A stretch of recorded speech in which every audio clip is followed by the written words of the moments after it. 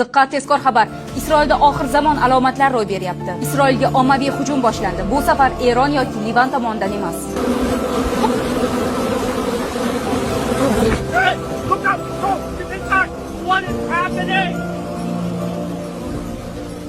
Shu kunlarda sodir bo'layotgan g'ayritabiiy hodisalar ketma-ketligi butun dunyoni hayratga soldi. Hammasi bir necha hafta avval Isroil osmonida quzg'un va qarg'alarning misli ko'rilmagan darajada ko'p to'planishidan boshlandi.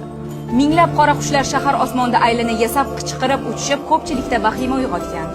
Kuni kecha esa Isroilning Netivot shahri haqiqiy ara bosqiniga duch keldi. Guvohlarning aytishicha, 10 minglab arilar nafaqat shahar osmonini to'sib qo'ygan, balki uylarning har bir tirqishga kirishga urinib, xonadonlarni butunlay egallab olmoqchi bo'lgan. Ekspertlar buni bahorgi tabiiy jarayon deb atashsa-da, aholi uni falokat daragi deb qabul qilmoqda. Rasmiylar odamlarga uylardan chiqmaslikni, eshik-derazalarni mahkam yopishni buyurdi.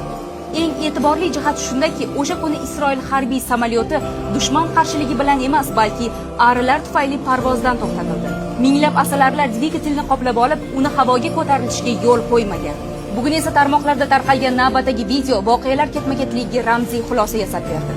Unda bir qarg'aning baland ustun tepasiga o'rnatilgan Isroil bayrog'ini xuddi maqsadli ravishda cho'qib, uni pastga qulatayotgani aks etgan. Xo'sh, ketma-ket sodir bo'layotgan bu voqealar sizningcha tasodifmi yoki yaqinlashayotgan katta falokat daragimi? Fikrlaringizni izohlarda yozib qoldiring.